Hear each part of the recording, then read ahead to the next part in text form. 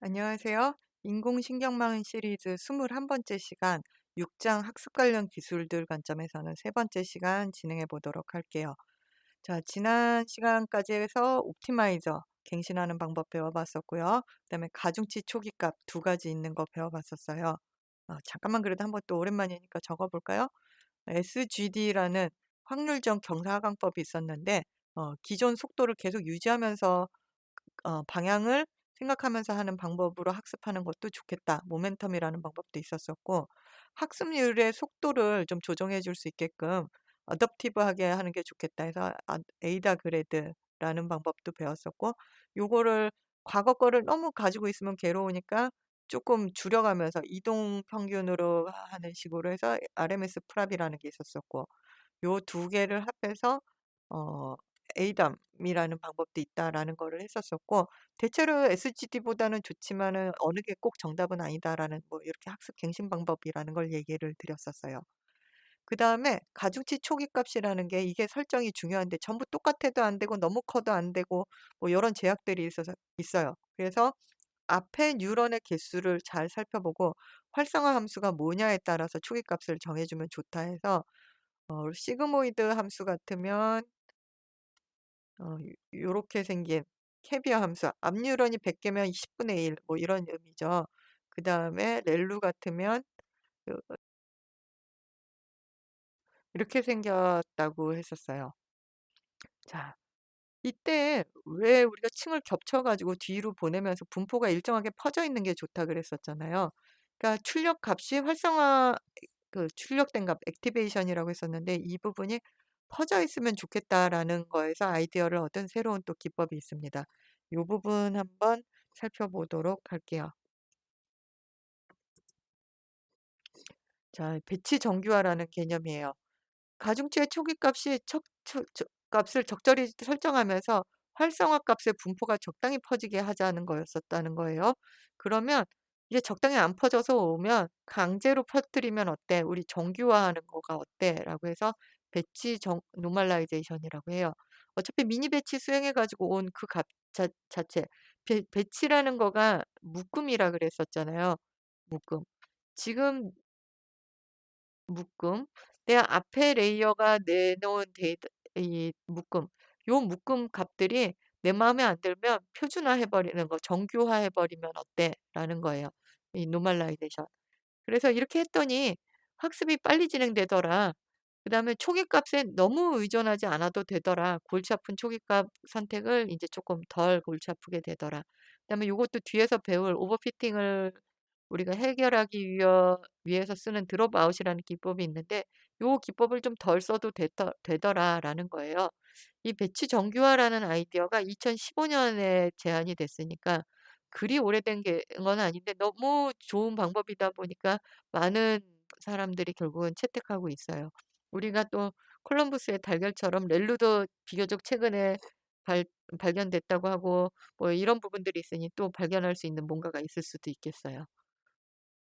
자, 배치 정규화라는 거는 그 어파인 층에서 나온 값을 그러니까 렐루 다음이 아니라 활성화 전에 어파인 층에서 우리 MP 도트 요 연산 있잖아요. X 곱하기 W 하는 요 연산을 한 다음에 나온 값들 신호 취합한 값 상태에서 정규화를 해 버리자는 거예요. 요 레이어가 하나가 더 들어가는 거죠.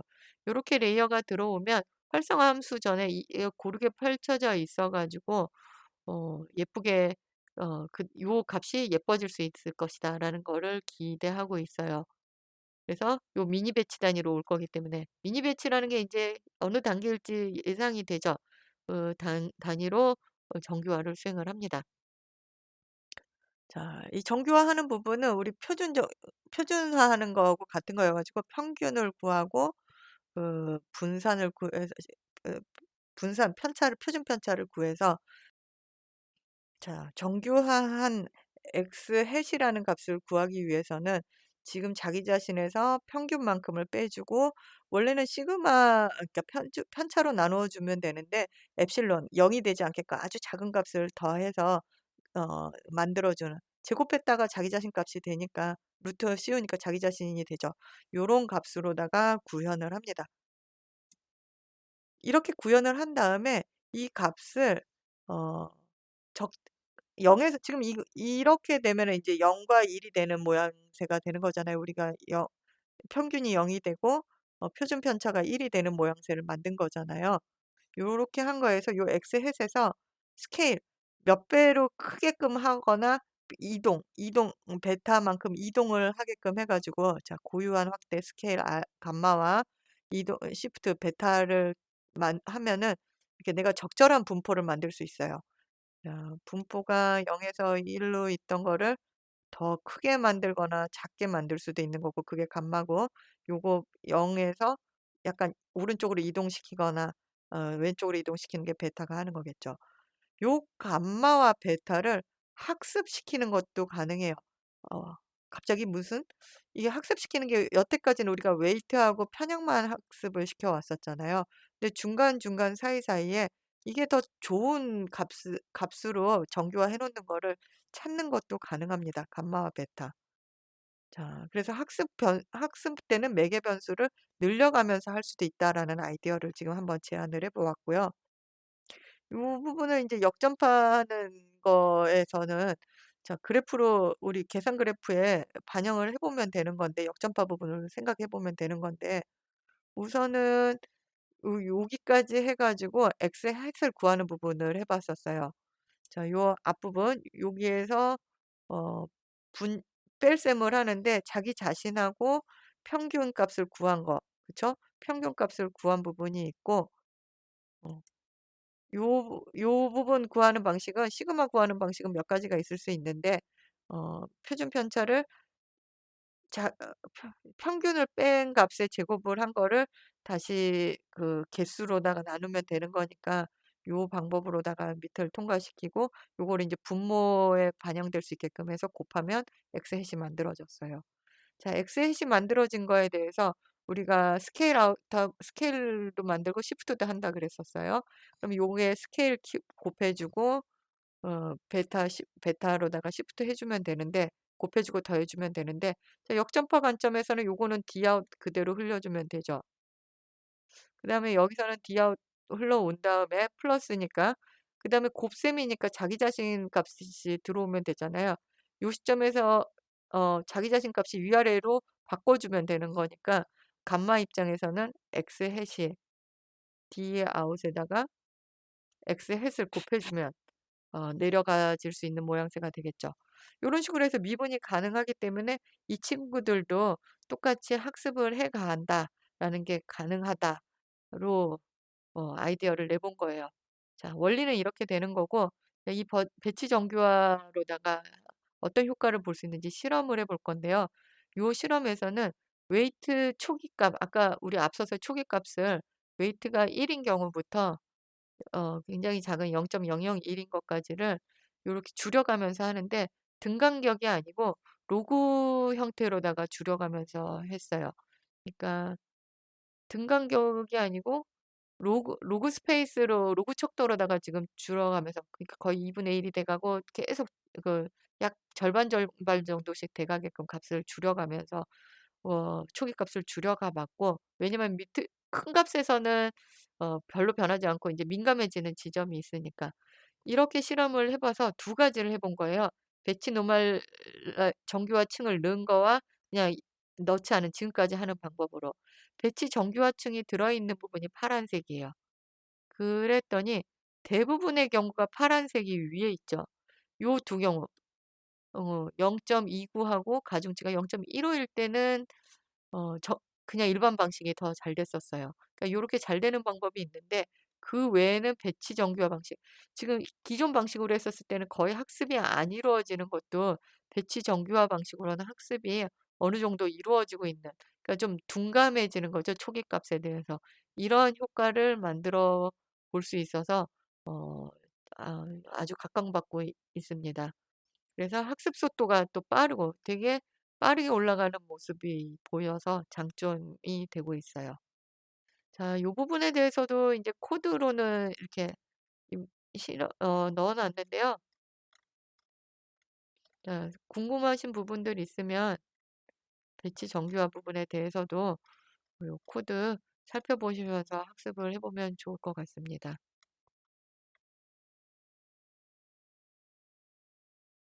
코드를 보시면 기본 실험 얼개를 살펴보실 수 있는데요. 배치 사이즈는 100 으로 해서 요 100에 대해서 정교화를 하는 거겠죠.